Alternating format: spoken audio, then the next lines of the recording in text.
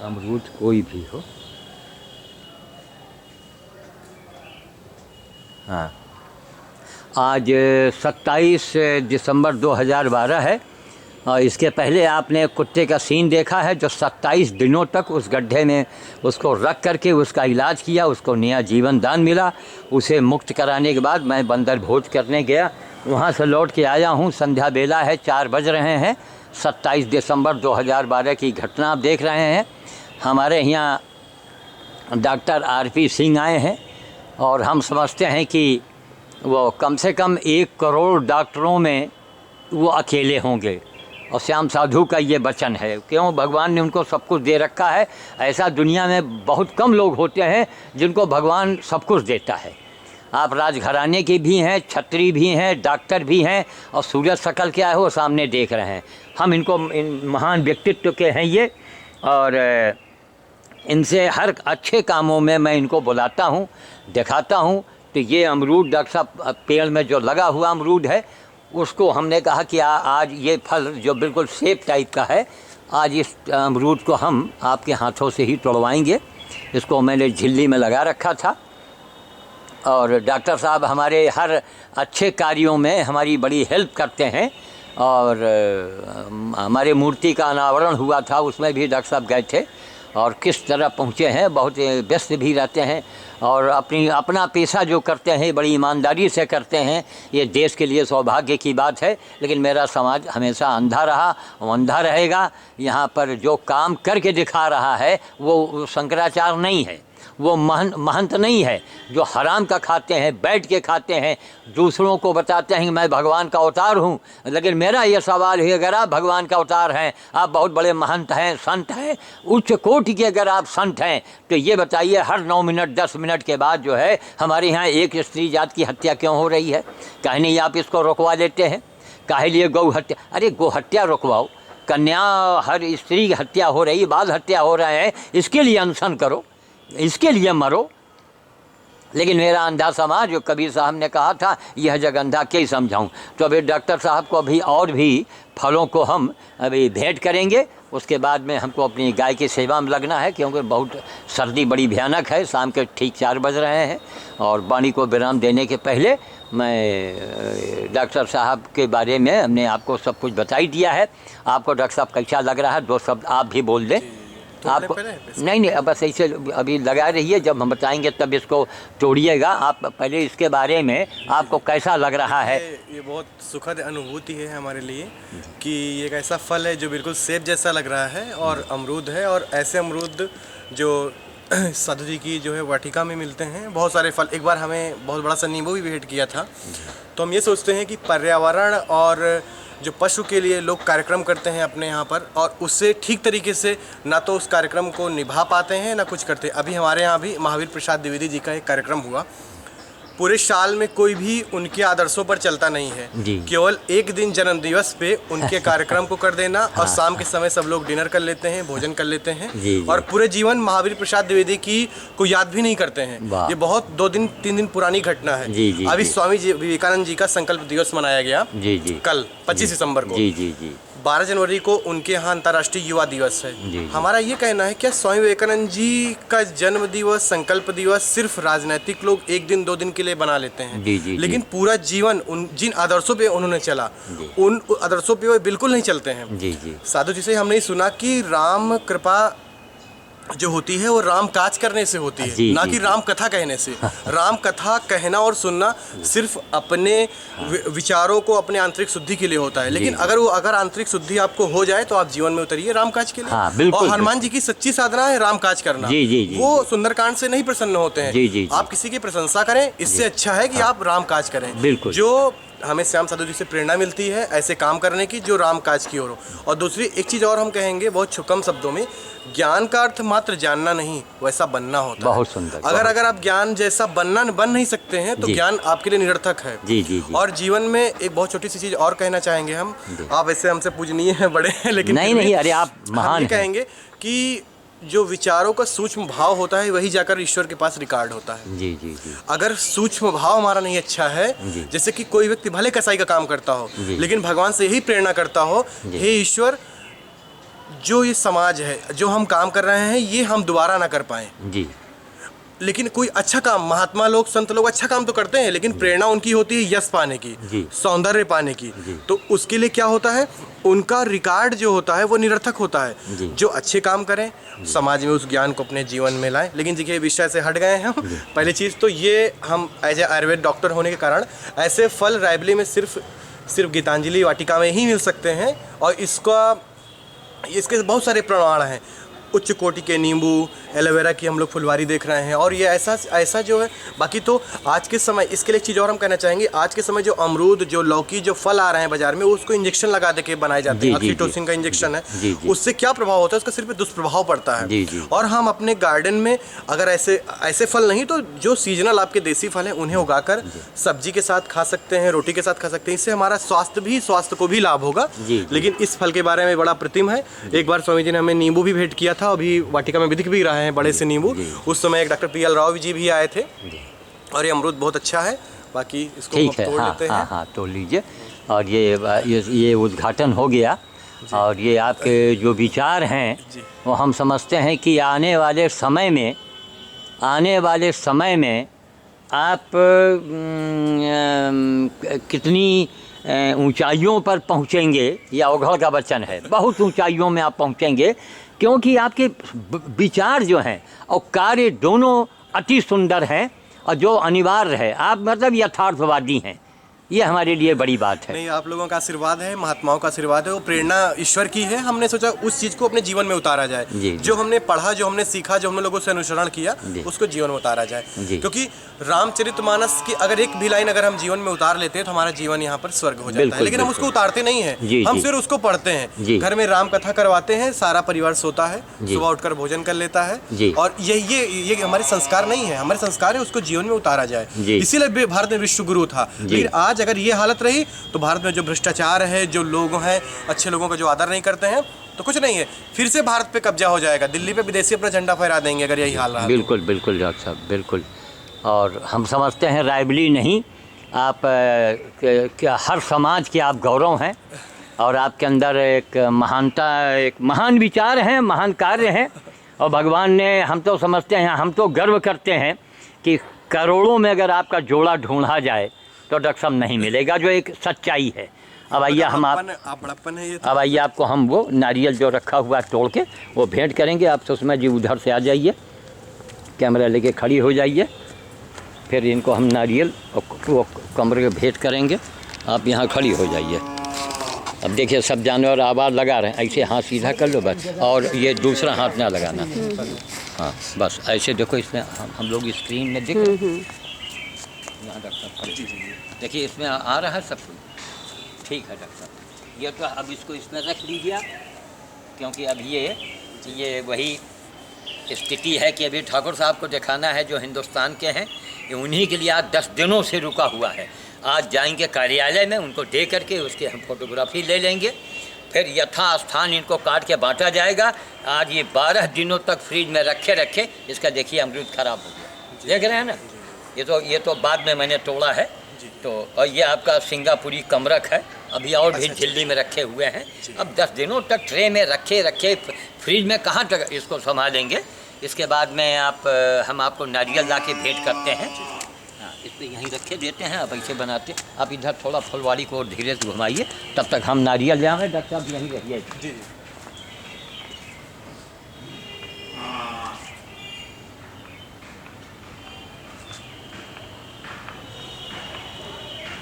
दिन भर सेवा भी तो करते हैं। देखिए सर, ये सब भगवान की कृपा। 74 साल के मनुष्य तो बिस्तर पे रहते हैं और सोचा करते हैं कि कैसे पैसा मिले और हम कमा लें। सही बात है, सेवा करते हैं इतनी। डॉक्टर साहब वहीं खड़े होइए, क्योंकि वहाँ लाइट अच्छी आ रही है ना। हाँ, अब इधर तो जी दिखाइए। ये आपने ये नारियल देखा, तो कहने का मतलब ये है कि अब धीरे धीरे हमारी बातों से हमारे डॉक्टर साहब भी प्रभावित हुए। और हमारी बातों को जो अच्छे लोग हैं, अंतर मन से जो अच्छे हैं, अच्छे क्या है, वो मनुष्य है। अभी लोगों को यही नहीं मालूम। बड़े बड़े महात्माओं से अगर पूछा जाए, बड़े बड़े महात्माओं से, क्या महाराज मनुष्य है, वो एकदम से भड़क जाएंगे।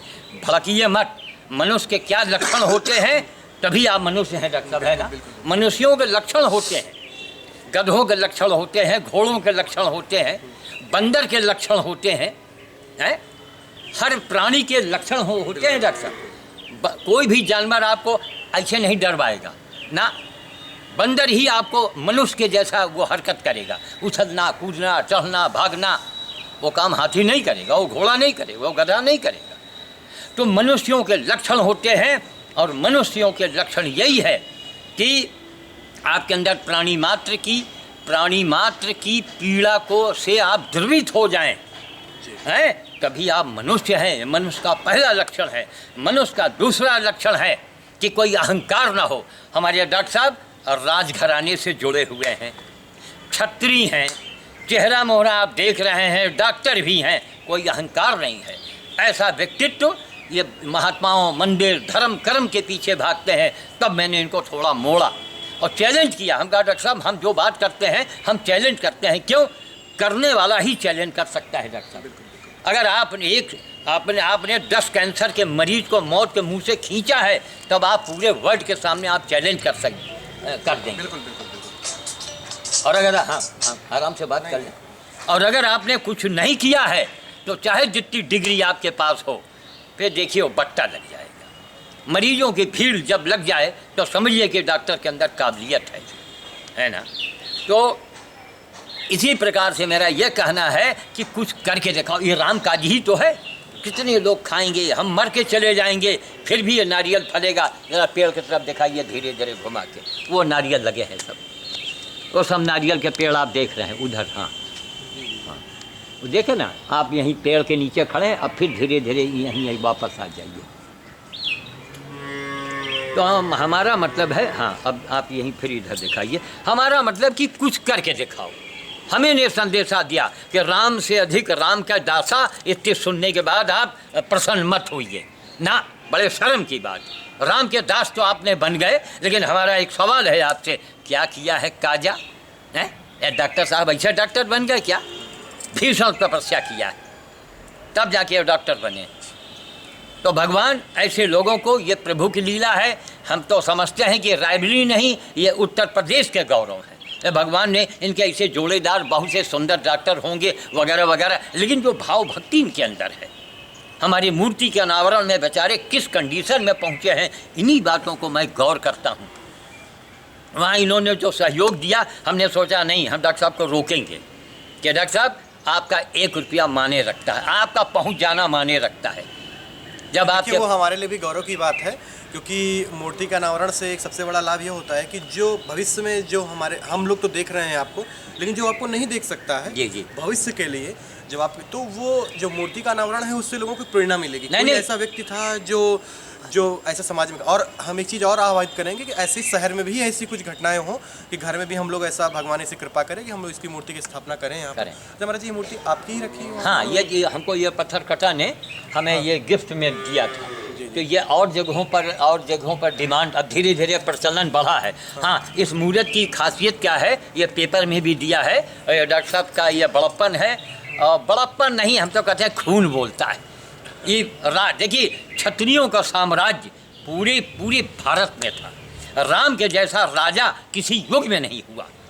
तो ये वही हमारा हाथी 1.25 लाख का। एक तो क्षत्रिय भी राजघराने से जुड़े, तो देखिए इनके विचार आप देखिए आप। लेकिन एक खुशखबरी आपको मैं बता रहा हूँ इस कैमरे के सामने कि जो मूर्त का अनावरण में आपने भाग लिया था, वहाँ पर लोग जाते हैं और मान मनौवल करके कोई घास, गोभी का पत्ता, बैगन, जिसके यहाँ जो फालतू है उसमें जाके छुआ के वो जानवरों को खिला रहा है। तमाम लोग बंदर भोज करना शुरू कर दिए। जी, उससे लाभ भी होने होगा, उससे वो काम चालू हो गया। मूर्त इसलिए लगी है ताकि उस मूर्त से केवल प्रेरणा नहीं, कार्य कीजिए। श्याम साधु कार्यों में विश्वास करता है, कर्म पर विश्वास करता है। एक गृहस्थ संत है, ना हमारी लंबी जटाएं हैं, ना लंबी दाढ़ी है, ना कोई वेद का बड़ा ज्ञान है, ना ना ना ना कुछ नहीं है, लेकिन है वो जो शंकराचार्य जी के पास ढूंढना पड़ेगा। वो नहीं निकाल पाएंगे, वो नहीं बोल पाएंगे। उन्होंने क्या किया है, इसके पहले जो वीडियो आप लोग अभी देख रहे हैं, इसी के पहले जो कुत्ते को 27 दिनों तक उस काल भैरव की सेवा हो रही थी और 27 दिन के बाद वो कुत्ते को मुक्त कराया। जीवन ध्यान उसको मत्था सड़ गया था। मत्था की क्या कंडीशन थी उसकी भी वीडियो बनी है। उसमें हमारी बेटी अंजलि वहाँ गई थी उसके सेवा में। जज साहिबा एक थी, उनका भी एक आंशिक सहयोग रहा, लेकिन चलो जज साहिबा हैं वो तही आके उन्होंने किया, एक बड़ी बात है। तो कहने का मतलब है कि कर्म योग के ऊपर पूरी गीता लिखी गई है। कर्म योग से बड़ा योग डॉक्टर साहब कोई नहीं होता है। तो हम तो समझते हैं, हम तो एक भाई, हमको तो भगवान ने लाइसेंस दिया, हम बचपन से यही काम कर रहे हैं। ब्राह्मण कुल में पैदा हुए, जमींदार परिवार में पैदा हुए, लेकिन बचपन से ये हमारा एक अलग वो है। लेकिन आपका जो है, आप हमसे किसी माने में कम नहीं है। क्यों नहीं कम है कि अपनी जगह भगवान ने आपको अहंकार ही अहंकार के स्थान पर भेजा, राजघराने से जोड़ा, क्षत्रिय कुल में भेजा, रूप रंग बना दिया, करोड़ों में एक, पेशे से डॉक्टर बनाया, है ना। अब वो आदमी धार्मिक हो तो शायद डॉक्टर साहब का जोड़ा लोगों को ढूंढना पड़ेगा। ऐसे व्यक्तित्व पूजनीय और वंदनीय है। हमारे डॉक्टर जहाँ हैं ऐसे लोग पूजनीय और वंदनीय दोनों होते हैं। लेकिन मेरा अंधा समाज है। तो हम वाणी को विराम देंगे और हम इसके ये हम आने के लिए हम आभार व्यक्त करेंगे और हमें बेचारे बहुत बड़ा आदर सम्मान देते हैं, क्योंकि क्वालिफाइड हैं, पढ़े लिखे हैं, ये जानते हैं कि श्याम साधु है क्या। एक आर.एस. राठौर हैं लखनऊ के, उनका ये कहना था कि ऐसा व्यक्ति अभी तक धरती पर नहीं देखा गया। ये उनके उद्गार हैं। तो हमने कहा क्यों साहब ऐसी? कहें कि बड़े बड़े ऋषि मुनियों ने सड़े हुए घाव वाले गधे और कुत्ते और सूअर की सेवा नहीं किया है, अपने आश्रम नहीं लेके आए। ऋषि मुनियों तक का उन्होंने एक वो उदाहरण दिया। तो एक उनका बड़प्पन है, अनामिका फाउंडेशन। उनकी श्रीमती जी जो है मनीला, नाम बड़ा मनाली हाँ, वो भी हैं। कभी अगर आना होगा लखनऊ चलेंगे तो मिलवाएंगे। वो बेचारे 20 कंबल दे गए थे यहाँ पर जो मूर्ति अनावरण में। अच्छा। 20 कंबल ये रात में यहाँ दे गए। और ठीक है, उनका भाई काम किया, लोगों में बड़ा लोगों को रोजी रोजगार देना चाहा, लेकिन लोग उसमें नहीं सफल हो पाए। उन्होंने अपना काम किया है। तो हम अभी, क्योंकि अभी हमको जाके गैया घर में जाके अभी गोबर स्नान करके और जहाँ जहाँ सुराख है उनमें भरेंगे ताकि वो एयर कंडीशन बन जाए। और हम चाहते हैं कि आपके परिवार में और भी कोई हो, आप उनको लाइए यहाँ, उनको देखिए, आशीर्वाद उसी से मांगिए। इस मामले में डॉक्टर साहब बहुत होशियार हैं। हाँ, ये जानते हैं कि आशीर्वाद, अरे जिसके जेब में कुछ है ही नहीं उससे क्या मांग रहे हो। और यहाँ तो बजरंगबली के आशीर्वाद के ऊपर एक बार हम एक और कहेंगे बात जी। आशीर्वाद वो दे सकता है जो समाज से तृप्त हो चुका है। जी। जिसको तृप्ति ही नहीं है वो आशीर्वाद नहीं दे सकता। नहीं। आशीर्वाद वो दे सकता है जो परम तत्व पूर्णत्व को प्राप्त है जी। नहीं तो आशीर्वाद देने के लिए तो जो लोग बैठे हुए खुद ही आपसे लेना चाहते हैं तो आशीर्वाद नहीं दे सकते हैं। आशीर्वाद पूर्णत्व वाला आदमी दे सकता है। और जो तृप्ति, जिसको तृप्ति मिल गई है कि समाज से तृप्ति, घर से तृप्ति, समाज, जो सेवा वो कर सकता है जो तृप्त हो गया। सेवा जो तृप्त नहीं है वो नहीं कर सकता। भाई गीता के 18वें अध्याय में भगवान श्री कृष्ण ने अर्जुन से कहा, मन मना भाव, हे अर्जुन तुम सब कुछ छोड़कर मेरी शरण में आ जाओ। पहले अध्याय में भी कह सकते थे, लेकिन पहले से 17 अध्याय में उन्होंने जीवन दर्शन समझाया, तब 18वें भी जाकर उन्होंने प्रेरणा दी और अर्जुन ने सानिध्य स्वीकार किया। पहले में कहते थे तो सानिध्य न स्वीकार करते। उसी प्रकार आप तृप्त हैं इसीलिए आप सेवा कर रहे हैं और आप लोगों से ही हम प्रेरणा पाते हैं। अगर आप तृप्त ना होते तो पहले अपने घर के पीछे पड़े रहते हैं। चलो ये करो वो करो, लड़की की शादी करनी है, नाती की शादी करनी है। लेकिन तृप्ति सबसे बड़ा साधन होता है। अगर तृप्त हो गए तो समाज को तृप्त करना है और उसके लिए हम यही कामना भगवान से करेंगे कि आप जीवन भर हम लोग के आदर्श बने रहें ऐसे, और भगवान आपकी आयु और लंबी करे और निश्चय ही आप स्वस्थ रहें और ऐसी मूर्तियों का अनावरण और अपने जिले में हो जिससे कुछ रायबली की जनता, इससे बाहर की जनता ही जान तो सके हमारे बीच भी कोई ऐसा आदमी है जो समाज के लिए मानव छोड़ मानव से भी जो लोग हैं, जो समाज में लोग रहते हैं। यहाँ तो लोग मानव से कितनी घृणा, मानव से सेवा नहीं करते, जानवरों की सेवा क्या करेंगे वो। मानव से तो चिकित्सा तो ऐसी परंपरा आज के समय बन गई है जो लूट घसोट के बन गई, व्यापार बन चुका है पूरा। नहीं तो चिकित्सा एक समय ऋषियों की परंपरा हुआ करती थी। वैद्य सुषेण जंगल में रहा करते थे, आचार्य चरक जंगलों में रहते थे, वहाँ से लोगों की सेवा करते थे और राजा से जो उन्हें आय में होती थी उससे उनका साधन चलता था। आज के समय व्यापार बन चुका है, हर तरफ कमीशन खोरी का माहौल है। इस सुधार नहीं आ सकता। सुधार जब ही आएगा जब उनके अंदर आध्यात्म का वो अगर आध्यात्मिक कहाँ से होंगे? वो तो जाते हैं, चलो उनके कार्यक्रम में चले जाएं। वो कार्यक्रम में महाराज सिर्फ इसलिए जाते हैं कि मनो शांति हो जाओ। शांति हो नहीं सकती, शांति तो अपने अंदर होती है, भीतर होती है। चलिए महाराज आप एक मिनट, इसको छोटे बटन को दूसरे हाथ से आप दाबिएगा, एक बार दाब के हाथ हटा लीजिएगा, ये छोटा बटन आगे वाला, ताकि हम लोगों को फोटो किया जाए। दाबिए, हाँ, छोटे बटन को दाबिए और कैमरा हिलने न पावे। हाँ, एक बार दाब के हाथ हटा लीजिए। हाँ, और उसके बाद फिर एक बार दाबिए, हो सकता है उसको दूसरा पोज आ जाए बढ़िया। ठीक, तो आगे हाँ, इसमें वीडियो भी चल रहा है, फोटो भी ले रहा है। अभी तो हाल में आया है 1 महीने पहले। तो हमने ये देखा, हम ये समझते हैं कि हमारे डॉक्टर साहब आरपी सिंह ये वाला साहब भी जो ले है, ले महाराज, दोनों से फोटो आ जाए। हाँ हाँ आप हाँ हाँ हाँ, एक बार वैसे ही फिर दाबिए आप, 2 बार 3 बार, हाँ हाँ, रुकी रहिए 1 मिनट। उसमें लाल लाल चलता है स्क्रीन में, जब वो लाल लाल चलना ख़त्म हो जाए तो फिर दाबिएगा आप। हाँ, अब एक बार धीरे से फिर दाब दीजिए। हाँ, आ गया, ठीक, रखिए। तो अब कहने का मतलब ये है कि हम डॉक्टर साहब को आशीर्वाद नहीं, आशीर्वाद का जैसे भगवान सूर्य ने हनुमान जी से कहा, जय जय बजरंगबली आप जरूर देखा करें, तो उसमें भगवान सूर्य ने कहा कि तुम्हारे जैसा शिष्य हमको नहीं मिला। तो मेरा ये कथन है श्याम साधु का कि डॉक्टर साहब के जैसा हम इनको शिष्य ही मानेंगे, और ये इनके जैसा अभी हमको शिष्य नहीं मिला। हम गदगद हैं, और गदगद हो करके इनको नहीं, इनके पूरे परिवार को मैं आशीर्वाद दे रहा हूँ, गदगद हो करके। क्यों? इनके विचार आप देखा, आपने भी सुना होगा, यानी कैमरे के अंदर इनकी उम्र देखिए, इनके विचार देखिए, कौन जीता और कहाँ और क्या क्या भगवान ने क्या कहा, क्या होना चाहिए, क्या करना चाहिए। तो इसलिए गदगद हैं कि हम चाहते हैं कि हे हिंदुस्तान के क्षत्रियों, आप इनसे ज़रूर, आप इनसे कुछ सीखें, ताकि आज राम की जैसा राज करने वाला कोई नहीं था, क्षत्रियों के जैसा न्याय करने वाला कोई आज तक भारत के इतिहास में नहीं देखा गया। लेकिन बीज कभी मरता नहीं है। एक ब्राह्मण आपके सामने खड़ा है जो कहता नहीं है, अब वो प्रैक्टिकल में करके दिखा रहा है। तो प्रैक्टिकल में मैं इनको राम की उपाधि देता हूँ। आप राम से कम नहीं है, युग के देखते हुए आप भगवान राम हैं। इनको हम तो इनको कहीं पर हृदय से हम इनका बड़ा वो सम्मान इसलिए करेंगे कि सचमुच में आज के युग में यह राम से कम नहीं है। मैं वाणी को विराम देता हूँ। आज की तारीख 27 दिसंबर 2012 है। जय श्री राम, जय श्री राम, जय श्री राम। देखो इसमें आदिसी दवा है ना। हाँ हाँ, ठीक, चल, ओके, ठीक है।